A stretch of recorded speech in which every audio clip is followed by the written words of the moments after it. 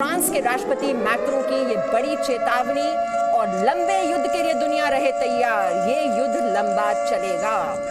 अब इस बयान के बाद, जैसे कि हम कल देख रहे थे, अब इसका पूरा जो असर है इस तरह के बयान का, वो हमें शेयर मार्केट्स पर भी दिखाई देता है, अर्थव्यवस्था पर भी होता हुआ दिखाई देता है। जैसे ही ये कयास लगने लगते हैं कि युद्ध खत्म नहीं हो रहा है, इसका व्यापक असर देखने को मिलता है। ये हमने पिछले 3 दिन में इस बात का अनुभव किया है कि जो शेयर बाजार है उस पर गिरावट शुरू हो जाती है, क्योंकि आपकी जो रूस पर जो जिस तरह के प्रतिबंध लगाने की बात भी नेटो देशों की ओर से की जा रही है, अब इसका क्या प्रभाव पड़ेगा। हालांकि पहले जब 2014 में इस तरह के सैंक्शंस लगाए गए थे, बहुत ज्यादा प्रभाव नहीं पड़ा था, लेकिन अब ये हालात जो हैं वो यहां पर ये बताने के लिए काफी हैं कि युद्ध लंबा खिंचेगा। ऐसा नहीं है कि यहां पर कब्जा कर लिया रूस ने, अपने पसंद का यहां पर वो शासक बैठा देते हैं, वहीं पर ये मामला खत्म हो जाएगा, ऐसा नहीं नजर आ रहा है। तो मैक्रो का ये कहना कि लंबे युद्ध के लिए दुनिया तैयार रहे, ये युद्ध लंबा खिंचेगा, ये चेतावनी फ्रांस के राष्ट्रपति ने दी है।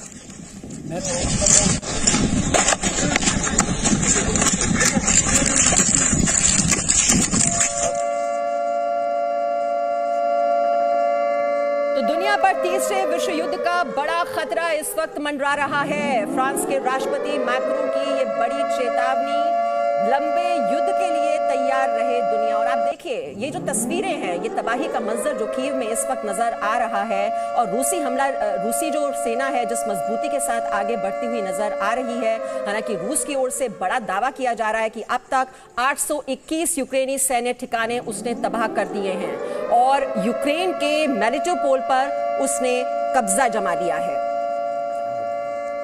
तो सुरेश जी, आप कुछ कहना चाह रहे थे। हाँ। ये परिस्थितियां किस ओर जाती हुई दिखाई दे रही हैं? देखिए, ऐसा है कि जो मैक्रो का बयान आया है कि ये युद्ध लंबा चलेगा, ये बड़ा हैरानी में डालने वाला एक एड्रेस है।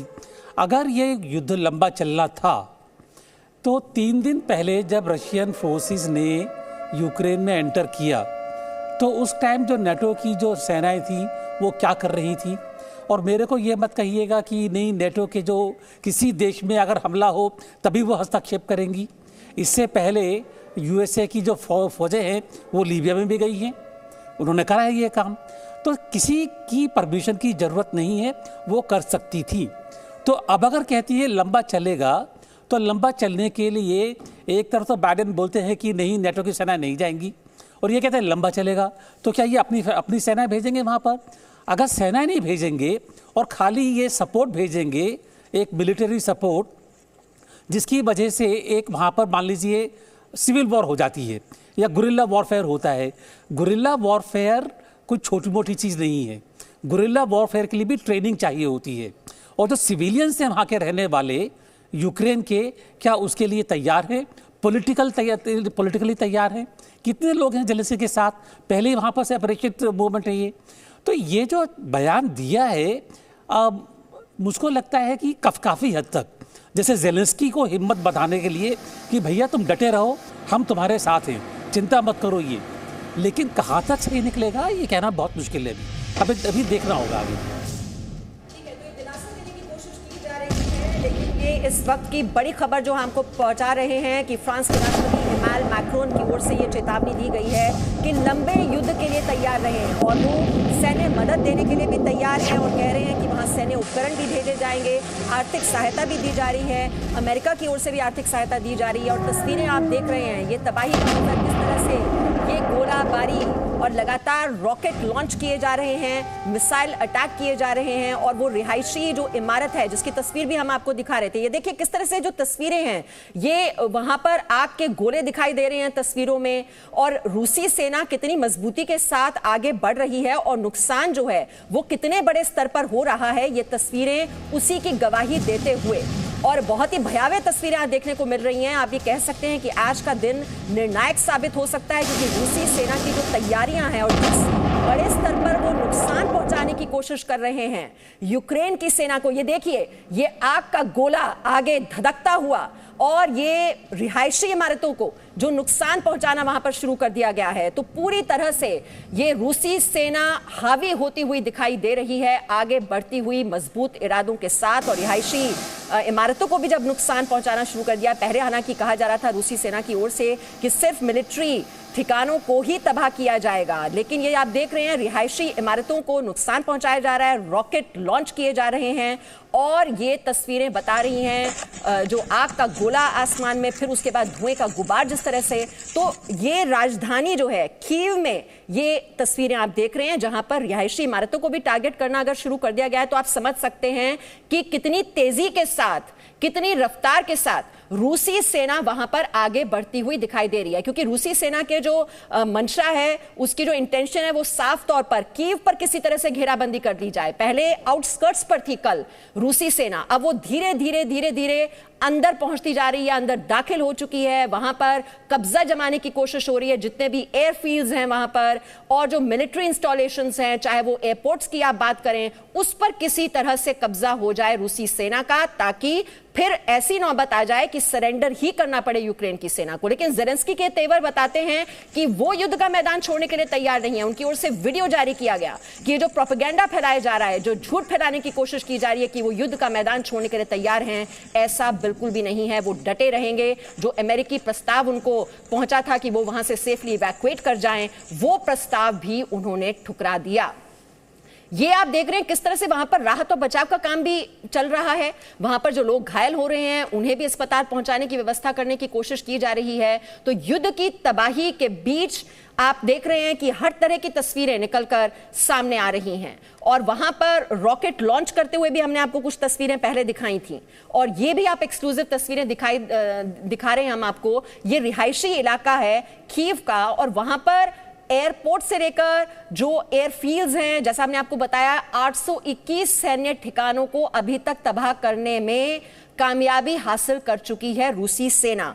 और यही नहीं, 9 यूएवी, 87 टैंक, 118 सैन्य गाड़ियां, 28 रॉकेट लॉन्चर, 14 सैन्य हवाई पोस्ट तबाह कर दिए गए हैं, 24 एंटीक्राफ्ट मिसाइल सिस्टम तबाह कर दिए गए हैं, और 19 कमांड पोस्ट भी तबाह कर दिए गए हैं। तो किसी तरह से एक प्रेशर बनाया जाए यूक्रेन की सेना पर कि वो कब तक टिक पाएगी। रूस की सैन्य क्षमता जिस तरीके से है, चाहे वो सैनिकों की बात की जाए, चाहे वो रॉकेट लॉन्चर्स आप बात करें, आप जो उनका पूरा एयर डिफेंस सिस्टम है, वो किस तरह से हावी होने की कोशिश कर रहा है वहां पर। ये तस्वीरें आप देखिए, ये एक्सक्लूसिव, ये जो मैं जिस तस्वीर का जिक्र कर रही थी, ये रॉकेट जिस तरह से लॉन्च किए जा रहे हैं वहां पर, और इससे पहले गैस प्लांट पर जिस तरह से धमाका हुआ।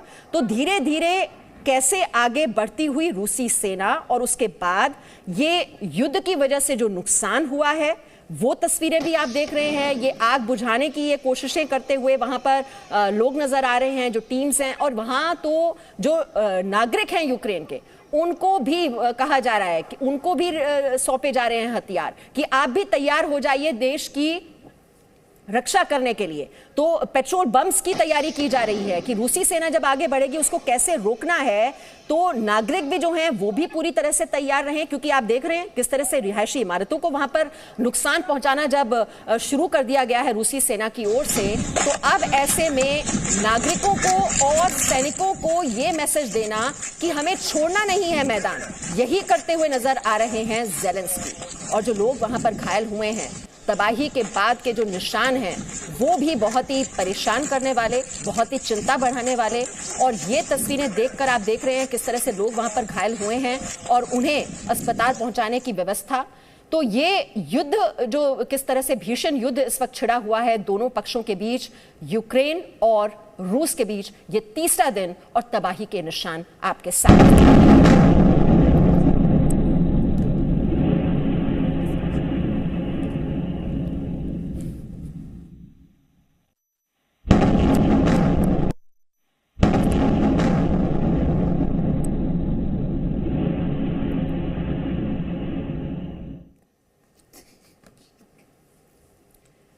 तो आप देख रहे हैं ये विस्फोट की आवाज, ये धमाकों की आवाज जो हर किसी को परेशान करने के लिए काफी होती है और युद्ध में तबाही होती है। और ये तबाही का जो मंजर आप इस वक्त देख रहे हैं, रॉकेट लॉन्च किए जा रहे हैं, मिसाइलें दागी जा रही हैं, बम बरसाए जा रहे हैं और उसी का सामना करना पड़ रहा है इस वक्त।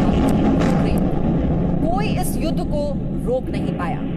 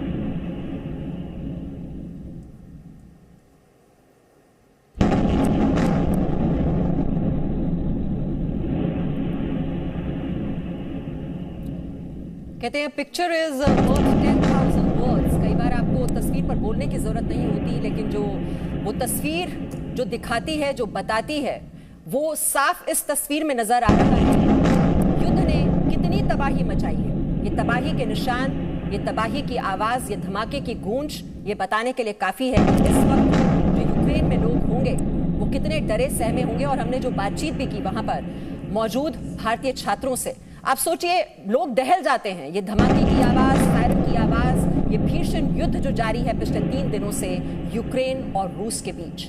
ये रूसी हमले का तीसरा दिन है और आज का ये दिन कहा जा रहा है कि निर्णायक साबित हो सकता है, क्योंकि कीव के अंदर घुस चुकी है रूसी सेना। कल हमने आपको जानकारी दी थी 10 किलोमीटर की दूरी पर थी और किस तरह से ये फासला तय किया गया। अंदर घुस चुकी है रूसी सेना और वहां पर अब रिहायशी इमारतों को नुकसान पहुंचाया जा रहा है, उन्हें टारगेट किया जा रहा है। पहले सैन्य ठिकानों को तबाह किया गया। किस तरह से बढ़ते जा रहे हैं रूसी सेना के ये कदम और फिर वो पीछे छोड़ रहे हैं तबाही के निशान, तबाही का ये मंजर, धमाकों की ये गूंज, आसमान में ये आग के गोले और उसके बाद ये तबाही के निशान।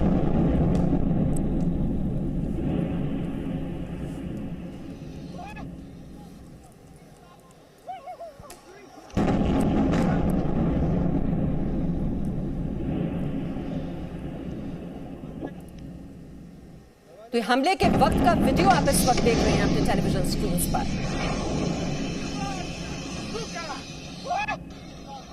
ये रॉकेट लॉन्च करते हुए उसकी तस्वीर और फिर उसका क्या प्रभाव होता है, उसका क्या असर होता है। आग का गोला आसमान में उठता हुआ, धधकता हुआ, धमाके की गूंज,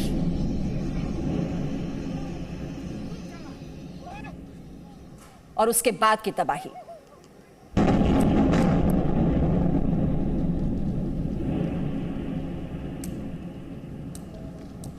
Presenting B News app, available on Google Play and App Store. Download it now.